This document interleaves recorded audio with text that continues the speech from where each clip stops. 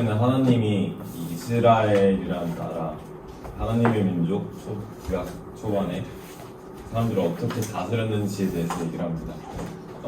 지도자와 이제 선지자라는 사람들이 세워가지고 이제 사람들을 민족들을 이끌었는데, 사실 지도자랑 선지자들이 딱히 한 거는 없었고, 한 거라고 이제 하나님이 말씀하신 그대로 시키신 대로 이렇게 명령하고 그런 거죠. 모든 결정을 친히 하셨다 하나님께서라고. 사사기가 되면서 이제 최초의 왕이 생겼죠, 사울. 그러면서 사무엘은 그때 하나님이 다스리는 나라에서 왕이 다스리는 나라로 바뀌면은 재물, 재능, 시간의 상당한 부분이 왕께 위임돼야 해서 그에 따른 위험을 감수해야 할 거다라고 공부했지만 사람들은 그렇지 않았었대요. 그게 어떻게 도움이 될지 모르겠는데, 하나님이 국가를 어떻게 다스리라라고 정확히 말씀은 구체적으로 규정하지는 않았지만 성경 말씀으로 보면은 두 가지가 있어요. 이제 백성들을 보호하고 나라 안에서 공의를 실현해야 하고, 그리고 율법 준수는 필수. 그 두 가지로 이렇게 성경을 보면은 하나님이 이렇게 나라를 다스리기 원하셨던 것 같아요. 그리고 후반은 이제 5가지 종교 및 사상, 4가지인가? 4가지 사상들이 어떻게 나라를 다스리는지에 대해 얘기하는데요. 이슬람은 이제 그들의 포교를 받아들이지 않는 사람들을 이제 악의 무리로 간주를 해서 무력 행세를 이용해서 이슬람을 전파하는 것이 알라의 뜻이라고 주장합니다. 이들은 알라의 뜻을 따르는 샤리아에 의해서 통치되고, 알라를 믿으라, 무력 행세를 이용해서라도 사람들을 이 종교를 믿게끔 만들어줬다. 그래서 이 무력 행세가 강해서 국민들의 자유도가 떨어지는 이유가 그거다라고도 얘기를 하고, 또 반정부 시위가 상대적으로 적은 이유도 그거라고 말을 해요. 너무 무력 행세가 강해서인지. 무신론적 인본주의는 기독교만 그런 건지 아니면 종교에서 모이는 단체들만 그렇게 얘기한 건지 모르겠는데, 책에서는 기독교에서 소중하게 여기는 가정과 교회 같은 사회 기관들을 악의 근원으로 규정을 하고, 이것을 고치려면은 국가가 힘이 있어야 된다고 합니다. 없애기 위해서.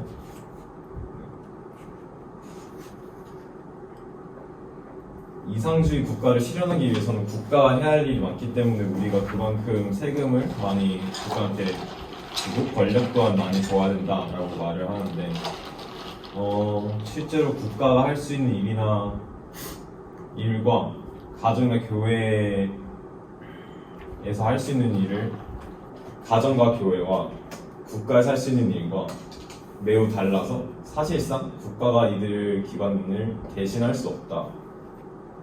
그러니까 말하고 싶은 거는 세금이랑 권력을 준다 해도 딱히 우리 기독교에서 소중히 여기는 가정이랑 교회에 딱히 침범을 할 수 없다, 이런 얘기인 것 같습니다. 공산주의는 이제 국가의 경계가 사라지고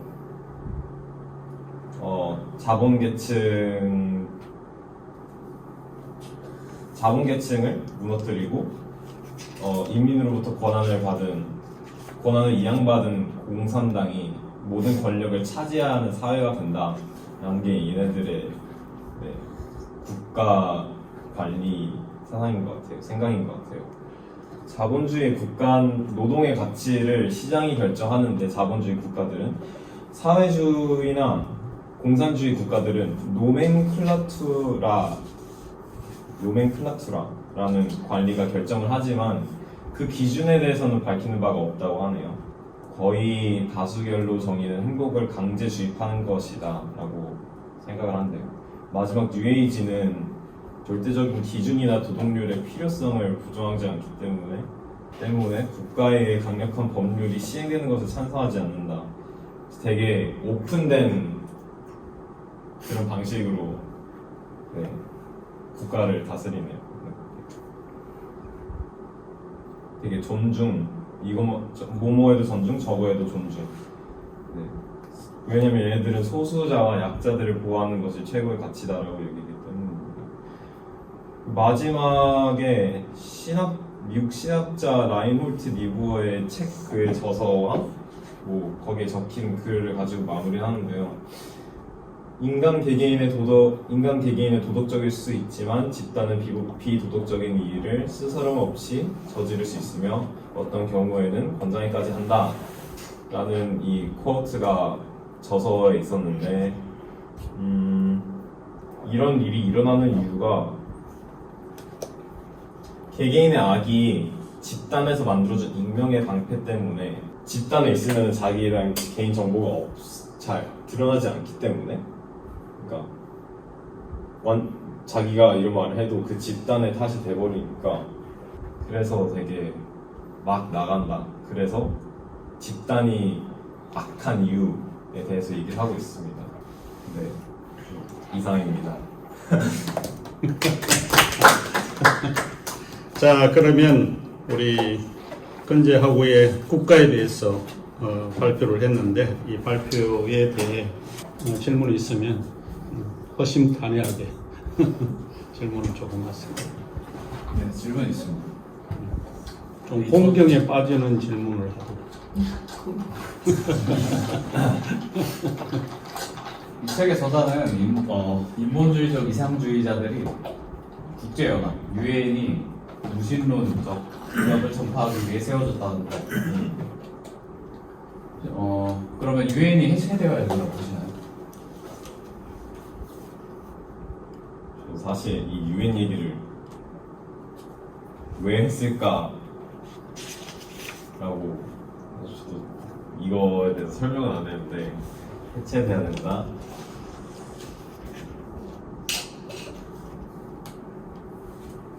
근데 유엔이 무신론적 이념만을 전파하는 기관이 아니지 않아요? 다른 역할도 많아서 다른 역할도 많이 하죠. 네, 긍정적인 면도 많고 그냥 부정적인 면이다. 기독교적으로 이게 좀 부정적인 면이지만 사실상 다른 반면으로 많은 걸 보시고 있는데 저는 반대합니다. 저는 이 글 읽으면서 좀 유엔이 하는 역할을 건재가 말했듯이 좀 극단적으로 부정적으로 말하는 게 아닌가 싶어요. 책이 네. 네, 저도 항상 이거 유엔 평화 유지군 같은 거 나가서 전쟁 억제하고 그런 것도 있는데 그런 건 다 무시하고. 이 저자가 가지고 있는 전제가 국가는 하나님이 제정하셨다는 거죠. 그렇죠? 네. 그러면 하나님이 이 국가를 제정을 하셨는데 그러면 공산주의 국가, 사회주의 국가, 자본주의 국가 우리가 이제 크게 이제 분류를 하면 뭐 한 3개 정도의 국가를 우리가 생각해 볼 수 있는데 그러면 공산주의 국가, 사회주의 국가도 하나님이 제정하셨어요? 이거 하나님이 만들었냐고요? 사람들이 너무 만든 거 모르는 것 아닌가요? 같은데. 사람들의 사상이 다른 결과. 네. 또 이거를 좀 각자 우선시하는 약간 가치들이 다른 만큼 딱 이 가치를 우선시하는 사람들이 이거를 만들어내고 그런 것이 하나님이 만들었다고. 자, 은재 씨, 윤리화법 발표 시작해. 네, 저는 윤리화법에 대해서 읽었는데 법은 항상 좀 어려운 것 같아요. 자기도. 저자는 먼저 성경에서 법과 관련해서 어떻게 다루고 있는지를 먼저 보고 있는데 구약시대 모세오경에 많은 법들이 나와 있죠. 예를 들어 뭐 제사 어떻게 지내야 되는지, 절기는 어떻게 지내야 되는지, 또 뭐 처벌이나 잘못에 대해서 벌을 어떻게 줘야 되나 이런 많은 법들을 다루고 있는데 성경에서는 이렇게 하나님이 기준이 돼서 법이 만들어진 것을 얘기하고 있습니다. 근데 이 세상에는 하나님을 인정하지 않는 무신론적 인본주의자들이 있는데 이 사람들은 하나님의 존재를 인정하지 않기 때문에 그 절대선의 기준이신 하나님을 인정하지 않기 때문에 그 절대선이라는 게 없는데, 그래서 이 사람들은 시대가 바뀔 때마다 선의 기준이 바뀌는 것 같아요. 그래서 저자가 가장 대표적인 예로 든 게 성문화였는데, 요즘에는 개방적인 성문화를 가르치면서 또 피임을 강조하다 보니까 성범죄율이 증가해졌다 라는 걸 얘기하고 있는데, 제가 찾아보니까 근데 이런 교육을 한다고 해서 성범죄가 증가하는 그런 직접적인 통계 자료는 없다고 하더라고요. 그리고 또 제대로 된 성윤리를 가르친다고 해서 또 성범죄율이 감소하는 그런 직접적인 통계 자료도 없고, 제가 봤을 때는 그냥 이 교육 체계에 뭐 물론 믿지 않는 사람들이 동의하든 동의하지 않든 이 교육 체계에 하나님이 있느냐 없느냐에 따라서 범죄가 증가하냐 증가하지 않느냐가 결정되는 것 같아요.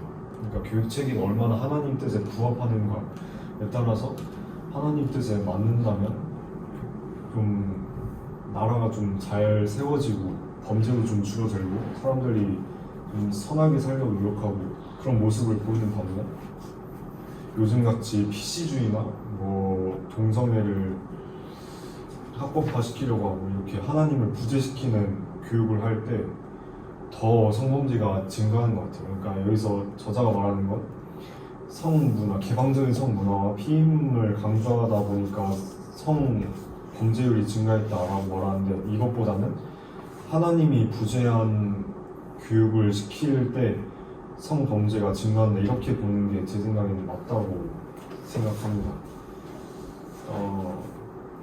저는 또 이걸 읽으면서 기독교인은 성경을 읽으면서 그냥 지식적으로만 아는 게 아니라 또 지키려고 노력을 하는 사람들이잖아요.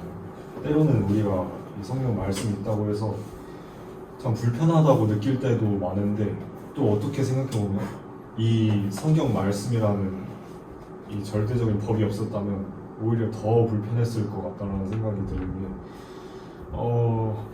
요즘에는 어떤 선택을 해야 될 때 좀 너무 누군가가 딱 정해줬으면 좋겠는데 너무 자유가 보장돼 있고 제가 알아서 선택해야 될 때 오히려 더 불편한 것 같아요. 누가 차라리 저보다 더 지혜롭고 더 똑똑한 사람이 저의 앞길을 위해서 제가 해야 될 선택들을 좀 정해줬으면 좋겠는데 그런 게 없어서 불편하다라는 경험을 많이 했어서, 오히려 저는 이 성경 말씀 통해서 법을 지키는 우리 모습이 우리의 자유를 더 보장해주는 게 아닌가 이런 생각을 많이 했던 것 같아요. 그래서 기독교인으로서 이런 성경 말씀, 그리고 절대적인 선과 또 법이 있다는 것에 좀 감사함을 느끼게 됐던 것 같아요.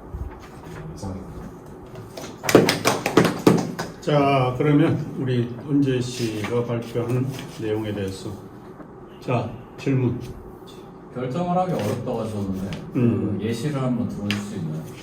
예를 들어서 아까 교수님 말씀하신 것처럼 대학교 문제도 제가 처음에 한밭대학교를 갈까 다른 학교를 갈까 고민을 했었는데, 지금은 또 침신대학교에 있는 상태이고 제가 한밭대학교에 가기 전에 더 지혜로운 사람이 나타나서 네가 한밭대에 가는 것도 좋지만 거기서는 네가 좋은 친구들을 만날 수도 없고 거기서는 네가 많이 배울 수 있을 만한 게 없을 거다라는 걸 미리 알려줬더라면 침신대학교에 왔을 텐데, 이런 선택을 저는 정말 또 뭐 사소한 선택 같은 경우에는 뭐 이런 거죠. 내일을 위해서 잠을 더 잘까, 아니면은 과제가 있는데 이거를 오늘 안에 밤을 새서라도 끝마치는 대신에 내일을 좀 힘들게 보낼 것인가, 이런 사소한 선택 문제에서도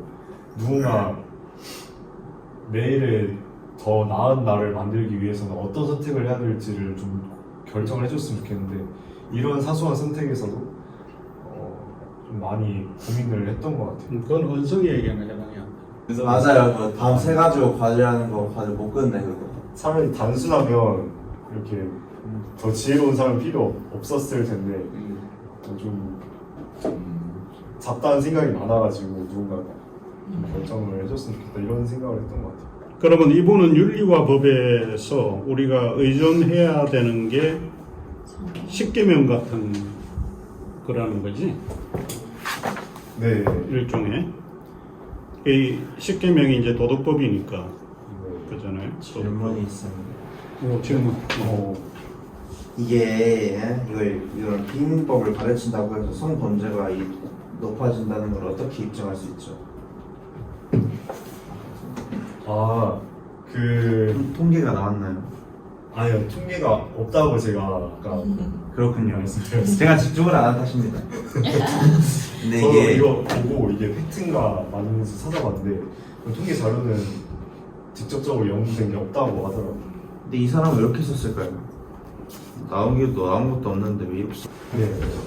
여기서는 윤리와 법을 좀 이렇게 대조시켰는데 뭔가 하나님의 법과 사회의 법이 대치되는 상황에서는 그럼 어떻게 해야 할까요? 일단은 사람들한테는 믿지 않는 사람들한테는 세상의 법을 따르라고 가르쳐 주긴 해야 돼. 왜냐하면 하나님께서 우리에게 가르쳐 주시는 가치 자체는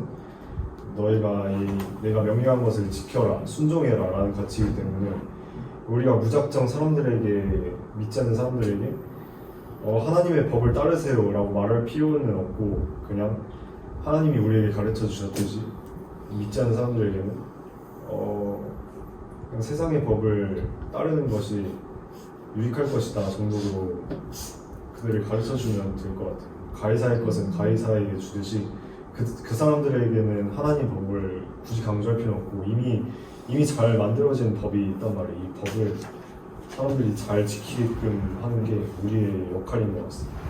제가 말하는 그 믿는 사람 입장에서 예를 들어서 최근에 좀 대조되고 있는 것이 차별금지법 이렇게 얘기하잖아요. 근데 만약 그 법이 제정됐을 때 하나님을 믿는 사람 입장에서 만약 그런 것들이 대조되는 경우가 많잖아요. 그러면은 그게 법으로 이미 제정되어서 우리가 통제돼야 될 게 만약에 생겼다면 그거에 대해서 뭔가 법은 지켜야 사회 구성원으로서 법은 지켜야지만 그 법을 지키는 것이 만약에 하나님 법에 어긋난 거라면 예를 들어서 그런 상황이 발생된 거라면 누군가를 가르치는 것이 아니라 내 스스로가 어떻게 해야 할지.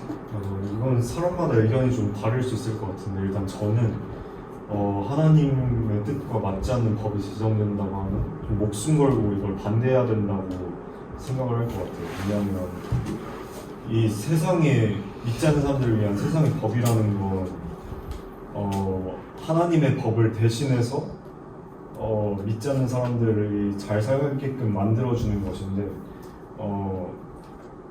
하나님이 그렇다고 그 말은 하나님이 완전히 부재해도 된다는 걸 의미하는 건 아니거든요. 하나님의 법을 기반해서 그림자처럼 만들어진 것이 이 세상에 믿지 않는 사람들을 위한 법인 것이지 믿지 않는 사람들을 위한 법이라고 해서 하나님과 완전 상관없는 법을 만들어도 된다라는 건 아니거든요. 그래서 정말 믿지 않는 사람들을 위한 것이라면 오히려 더 하나님의 뜻과 맞지 않는 법이 제정되려고 할 때 예를 들어 차별금지법이나 이런 반성경적인 법이 제정되려고 할 때 믿는 사람들 입장에서는 목숨 걸고 법이 제정되지 않도록 지켜내야 되는 가치라고 저는 생각을 해요. 맞아요. 제정되기 전에 우리가 차별금지법 하면 안 돼 진짜. 범죄가 더 일어난다니까. 내가 제가 여자라고 생각하면 몇 탕 갈 수 있대요. 여자는 갈 수 있고. 여대로 갈 것 같은데. 뭐라는 거야? 차별금지법 제가 여자라고 생각하면 그렇게 간다, 그렇게 되는 거라고. 생각 다 해봤지. 뭐라는? 고국에서 한번 가봤을 때. 그러니까 이게 나라도 안 좋은 거야. 성범죄가 일어나고 치안 문제도 있고 하니까 안 좋다고. 나라가 띨빵. 좀 그런 목적이 있는 거예요. 만약에 그런 법들이 이미 제정됐다면 그 이미 제정된 상태에서 그럼 우리가 뭘 할 수 있는가? 나라를 떠나야 하는 거 아니야?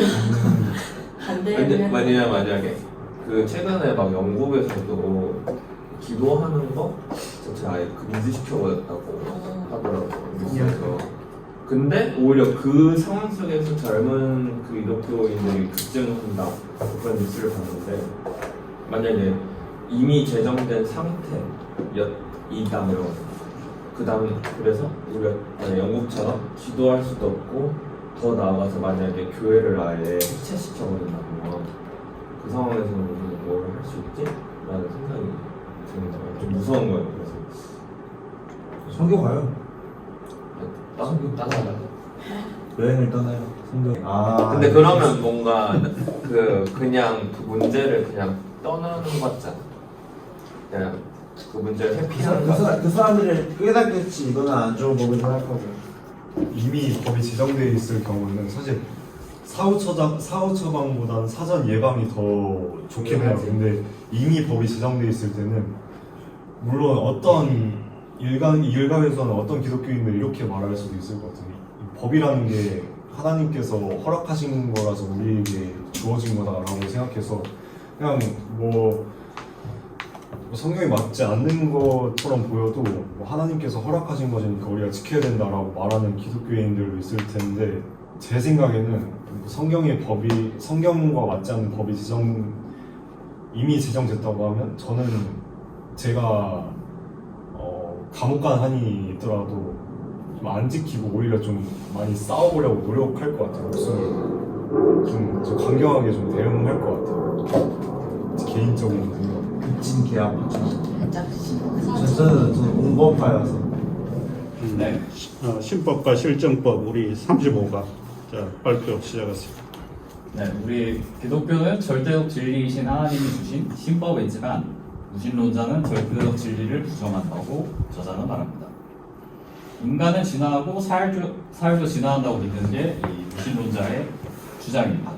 그에 따라서 법도 변화해야 된다고 주장하면서 기독교의 두둔론은 그 인간 억압적이래요. 그러면서 성적인 자유를 억압하기 때문에 이 기독교적인 두둔론을 버려야 사회가 진화한다. 건강한 사회를 이룰 수 있다. 이렇게 말을 합니다. 이 실정법은 무신론자들에 의해 만들어졌는데 무신론자들은 절대적 진리는 없고 만물이 끊임없이 변함에 따라 법률도 지속적으로 변화해야 된다. 그 생각에 따라서 법의 해석을 탄력적으로 해야 된대요. 해석 이 시대와 상황에 따라서 달라져야 된다. 이런 말이죠. 미국의 법률가이자 작가인 조인 화이트헤드는 이런 말을 했대요.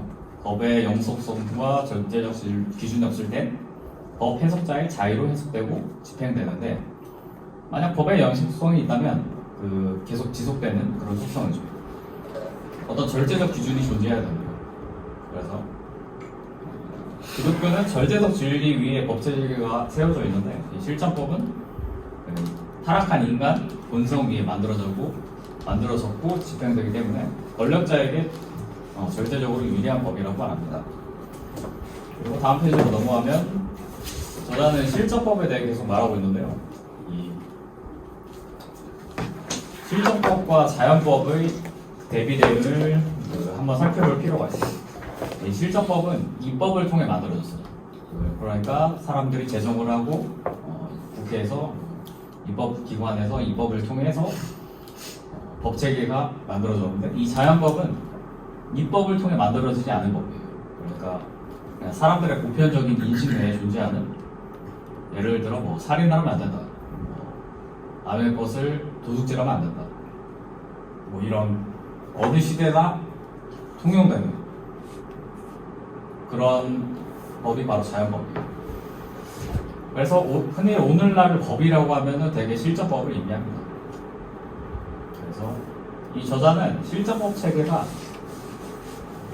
하나님이 법률 제정자이심을 부인한대요. 그리고 이 하나님이 주신 신법을 무시하고 왜곡한다고 말을 합니다. 그러면서 실정법 체계가 자연법을 무시한다고 하는데 그 예시로 자연법칙인 그 중력의 법칙을 무시하고 건물 20층에서 뛰어다니고 뭐 이런 말도 안 되는 것을 예시로 들고 있고요. 그리고 이 자연법을 무시하고 자기 집단 이익을 위해 법률을 독단적으로 제정하는 경우, 이것을 예시로 들고 말하고 있습니다. 그래서 저자는 이를 통해서 실정법 체계가 법의 구속력이 약해지기 때문에 결과적으로 법이 잘 지켜지지 않는 사회가 된다고 말하고 있습니다. 그래서 이 실정법에서 시민들이 이 특정 법률에 저항할 때 국가가 두 가지 입장을 취할 수 있다고 말을 합니다. 첫 번째는 국가가 이 제정한 실정법은 절대적인 것이므로 바꿀 수 없다고 주장을 한대요. 그래서 국민의 요구를 묵살한다, 이렇게 말을 합니다. 그러면 이 문제는 어떤 일이 발생하냐?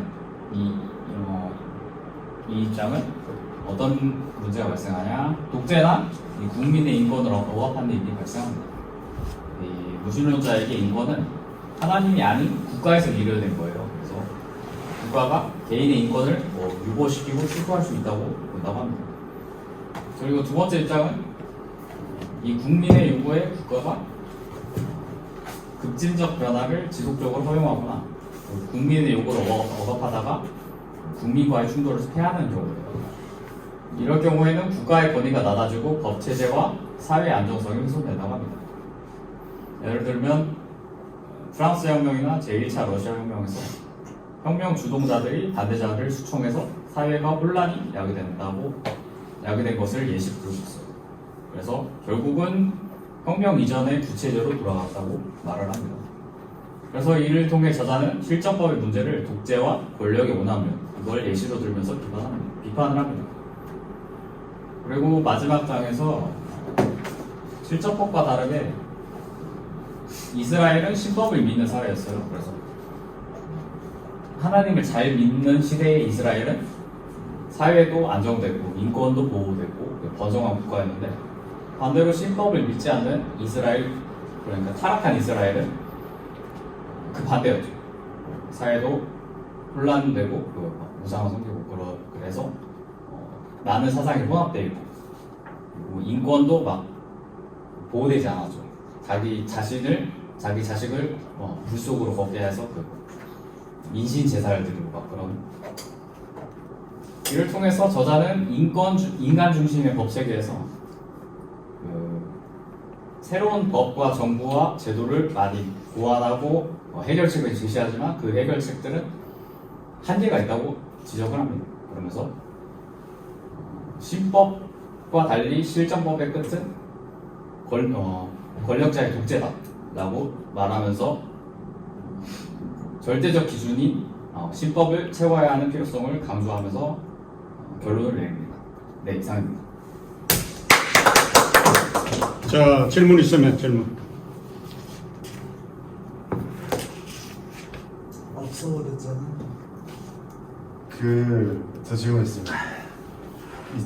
그 챕터 후반에 이스라엘이가 나왔는데, 이스라엘 사람들, 그러니까 유대인들은 구약 말씀을 잘 지키다 보니까 이게 하나님 말씀이니까 사람들이 다 좀 부유한 사람도 많고, 그러니까 저자가 말한 것처럼 국가도 잘 되고, 지금 전 세계에서 좀 부유한 사람들 다 뽑아보면 그 중에 유대인들이 되게 많은 비중을 차지한단 말이에요. 근데 이 유대인들은 이 구약만 가지고도 이렇게 잘 사는데, 우리 한국 교회는 구약과 동시에 신약까지 가지고 있는데 왜 우리 한국은 이렇게 신약까지도 가지고 있는데 왜 유대인들보다 더 잘 사는 게 아니라 더 못 사는 모습을 보이는가? 하나님 말씀을 더 많이 알면 이스라엘 국가가 잘 됐던 것처럼 우리 한국도 엄청나게 발전을 했어야 되는 게 맞지 않는가? 또 한국인들도 엄청 잘 먹고 잘 살아야 되는 게 맞지 않는가라는 질문이 좀 떠올랐어요. 저는 그렇게 생각을 해요. 우리가 구한말 시대, 구한말 이전에 서양 선교사들이 우리나라에 들어오면서 기독교가 전파되고, 그리고 그때 이후로 일제 강점기 시대도 지나고 한국 전쟁도 지나면서 한국 교회가 상당히 부흥했잖아요. 그 이전에는 한국 전쟁 직후에는 전 세계에서 가장 못 사는 나라였는데, 기독교가 상당히 부흥하면서 우리나라가 이렇게 OECD 경제 성장도 이뤄내고, 그런 걸 보면은 우리나라도 그 말씀하신 거에 적용이 된다고 봐요. 그러니까 하나님의 말씀을 믿어서 하나님이 복을 내려주셨다. 저는 그렇게 생각을 합니다. 그리고 그와 반대되게 유대인들은 아시고 계실 것 같은데 전 세계 어느 역사에서나 디아스포라 유대인들이 되게 멸시를 당했어요. 엄청 혐오를 당했는데 지금도 유대인 그 혐오증? 서양 세계에는 많잖아요. 그게 되게 많은 게 금융업에 되게 종사하면서 고리대금업이죠. 사람들에게 돈을 빌려주고 그 돈을 이자를 받아서 이득을 남기죠. 절대 자기는 피해를 안 보고 그 이득을 취하는 거죠. 그거 때문에 그 어디 세계에서나 그 좀 혐오를 많이 당하고 그리고 또 자기들끼리만 지내면서 법을 자기들끼리만 통용을 하고 그런 것 때문에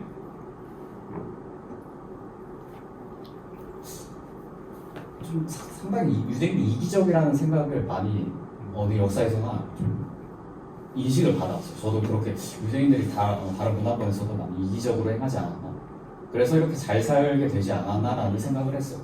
유대인과 우리나라의 우리나라가 한국 전쟁 지나면서 잘 살게 된 것과는 좀 차이가 있지만 저는 그렇게 봅니다. 유대인들은 좀 이기적이면서도 하나님 말씀을 지키지만 이기적인 면이 있지 않았나. 그리고 우리나라는 한국 전쟁을 지나면서 그렇게 복음을 많이 받아들이고 부흥기를 지나면서 우리나라가 번성하게 되지 않았나. 그런 생각을 했어요. 기독교인가 보입니다. 사실 시작하겠습니다. 일단 공산주의자들은 하나님의 신법을 부인하고 인간을 위해서 실정법을 만들어 집행한다고 했습니다. 하지만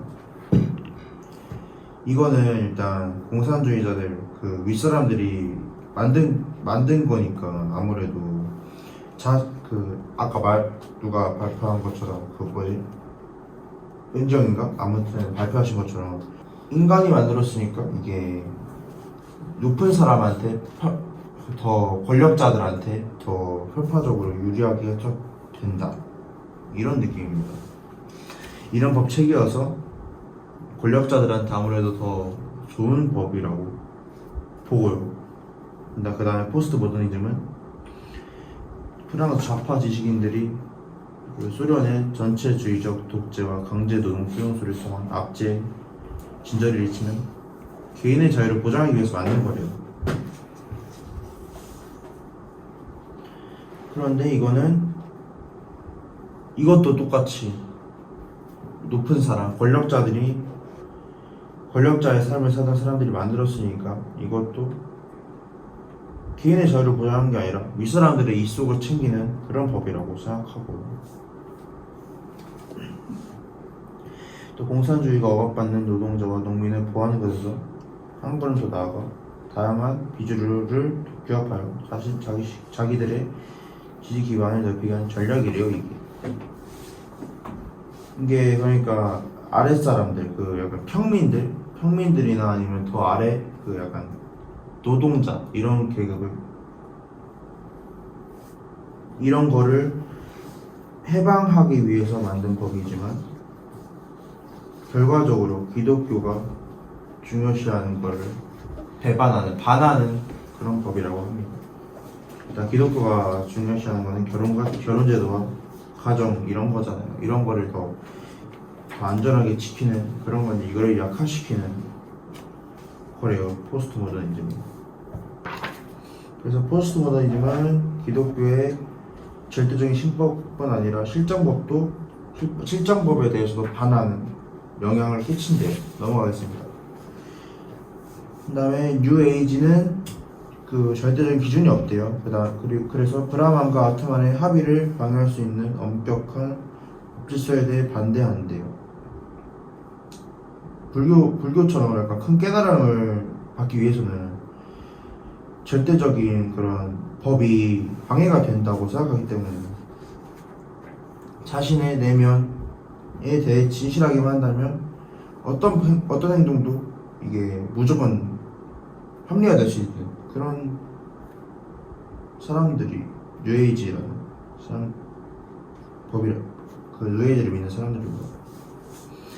따라서 이 사람들도 신법뿐 아니라 실정법의 필요성까지 부정하고 자신이 그 법이라 생각하는데 이게 자신의 내면을 딱 자신의 그 세계를 구축하니까 이 사람들이 이 세계를 구축하기만 한다면 이 사람들은 무조건 내가 곧 법이다 이런 거니까. 그 다음에 이슬람은 코난, 수나, 이즈마, 키아스 등 네 개의 근원을 통해 형성된 법 샤리아, 아까 누가 샤리아 말씀하셨는데 샤리아가 있대요. 샤리아는 사회 공적인 법일 뿐 아니라 가정, 회사, 경제 이런 모든 생활 분야 전반을 지배하는 유일한 기준이래요. 샤리아가. 따라서 이슬람의 세계관은 삶의 전 분야, 아까 말씀드린 것처럼 이거 공적인 것뿐이 아니라 모든 생활 분야를 전 분야에 대해 샤리아를 지키려는 일관성을 가진대요. 일관성이 가진 거는 전 아주 올바르다고 보긴 하는데, 그리고 문제는 그 기준이 모호하고 해석의 권리는 또 이 사람들도 또 윗사람들 권력자들한테 있다는 거예요. 해석의 권리가.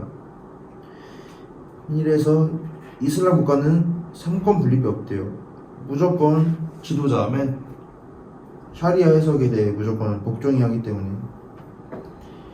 지도자의 권력은 독재적일 수밖에 없다. 공산주의라는 거죠. 공산주의처럼 북한처럼 그 사람이 모든 통제권을 다 가지고 있고 그런 거죠.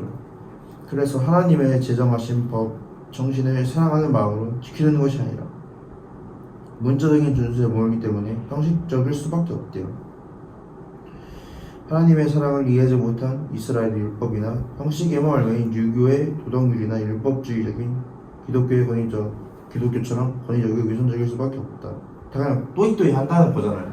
똑같다는 거. 이처럼 무신론적 세계관이나 뉴에이지 세계관은 절대적이고 객관적인 기준이 없는 것이 문제이며, 이슬람은 기준이 있으나 그것을 자기적으로 권력자들의 사리사욕을 채울 그런 법이라고 해석된다는 게 문제죠. 그 다음에 기독교인이 주류가 되어 전 국민이 신법을 지키는 국가는 이 세상에 없죠. 우리나라 정부에 보시면 막 기독교인들이 있을 거 아니에요. 근데 그 사람들도 저번에 뉴스 보니까 기독교인이 있는데도 불구하고 그 사람들도 막 창조론 말고 진화론 이런 거를 믿는다고 막 하더라고요. 그래서 그런 것처럼 현대사회 대부분의 국가에서는 집권 세력의 의도에 맞춰 실정법이 시행되고 있대요. 권력자의 의도에 맞춰 실정법이 시행되고 있다는 거예요. 이런 환경에서 기독교인은 법에 대하여 어떤 태도를 취할까요? 이렇게 질문을 하고 있고요. 기독교인은 하나님 나라를 확장해갈 명령을 받은 사람들이고, 하나님의 법이 시행되는 곳이 하나님의 나라죠. 근데 이 하나님의 법이 실행되는 곳이 없으니까 하나님 나라는 이 세상에 없다라는 거죠. 이 세상의 실정법이 어떠하던 간에 자신을 통해 하나님의 대계명이 실행되는 영역을 넓혀가야 한대요. 그리고 하나님의 법을 지킴으로써 하나님 나라를 확장하는 것이 기독교인이 받은 지상 명령인 것이죠. 국회로부터 지방의회에 이르기까지 모든 입법에 참여하는 모든 기독교인은 실정법 대신 신법 정신을 준수하고 반영해야 하고, 또 신법에 반하는 실정법을 없애라는 그런 거를 반영하는 것을 그 여지를 없애자는 거죠. 실정법이 반영되는 여지를 없애고 신법에 반하는 내용이 입법되지 않도록 그런 거를 지키는 사람이 돼야 된다는 거죠. 예를 들어 차별금지법 이런 거를 제정되지 않도록 만들어야 된다는 것이 이 신법을 믿는 기독교인이 지켜야 되는 거다. 또한 판관으로서 사법부에 참여하는 기독교인은 실정법 조문에서 신법 정신을 발견해내어 하나님의 공의가 사회에 실현되는 방향으로 판결해야 한대요. 하나님의 신법을 준수하는 자를 보호하고 어기는 사람은 응징하고 법 앞에서 똑같이 공정하게 판단해야 하고, 하나님의 창조 질서가 회복되도록 법 위반하는 사람은 피해에 대해서는 가해자가 배상하고 이렇게 해야 된다는 거예요. 극히 신중하게 그 판관이 잘 신법 정신에 준하여서 그거에 반하는 거가 있으면 그 사람을 처벌해야 한다 이런 말인 거예요. 넘어갑시다. 그래서 증거가 명확하게 있기 전까지는 일단 집행을 삼가고 그다음에 그 증거가 확실하게 있을 때 바로 하라는 거죠. 성경도 심증은 이시가 물증이 없는 경우에는 하나님의 심판을 맡길 것을 권한다고 써있거든요. 그래서 기독교에는 진화론에 기초하여 실정법을 믿지 않고 하나님의 창조론에 기반으로 이제 신법을 적용한다는 것이 저희 기독교인의 모든 숙명이고요. 그다음 그 안에서 사회 질서가 유지되고 개인이 자유 누리는 그런 삶을 원하실 것이에요. 이상인데 제가 참 읽어보면서 안타까운 것이 일단 판관이나 이런 법에 관련된 사람들은 아무래도 어떻게 이게 신법을 어떻게 준수할까 이 사람들은 일단 실정법을 배우고 다 지키면서 일단 그 자리까지 올라갔는데 갑자기 또 신법을 바꾼다 그럼 자기의 자리가 없어질 텐데 자기의 자리를 일단 지키고 하나님을 믿고 해야 되는데 이 하나님을 믿는데 신법 정신을 이렇게 딱 준하고 하는데도 그 법에서 딱 신법 정신을 일으키면 이제 실정법을 무시하는 거가 되니까 그 나라에서 뭐 그 사람을 자르거나 하겠죠. 그러면 어떻게 이 사람은 국체적인 그런 방법을 나타내지 않으면서 이 판관이나 아니면 이런 검사, 이런 판사, 이런 변호사, 이런 법조계에 있는 사람들 그리고 권력자들한테 어떻게 이런 자기만 생각하는 이런 말을 할 수가 있을까? 기독교인만 생각하는 말을 할 수가 있을까? 이런 거 저 의문이 이렇게 되는 거죠. 애초에 이거를 하면 신법 정신을 준수한다 해도 법에서 나타내면 안 되는 거예요. 사실 실정법을 우리나라 지키고 있으니까. 저는 그 배려가 저는 좀 사회에서는 어느 정도 그 기준이 있어야 된다고 생각해요. 기준 안에서의 배려라고 생각하는데 제가 느끼기에 포스트 모더니즘의 주의자들은 좀 그런 기준들이 자기가 주장하는 그런 거에 반하니까 그러니까 개인주의가 주장하는 거에 배려가 너 이거 너도 맞고 나도 맞는 거다. 그러니까 그런 존중이 좀 이렇게 변질돼서 그 사람 자기가 주장하는 거를 이용하게끔 좀 그런 속셈이 있죠. 그런 것 때문에 네. 문제가 된다. 너무 프리하게 해주니까. 저는 사회에서는 기준이 명확하게 있어야 된다고 생각하는데. 자, 그러면 오늘 수업은 여기서 마치도록 고생했습니다. 다음 주에 내가 기말 시험 이야기 좀 하겠습니다. 오늘만 날 너무 시간이 아니야. 알죠. 그럼 엔딩.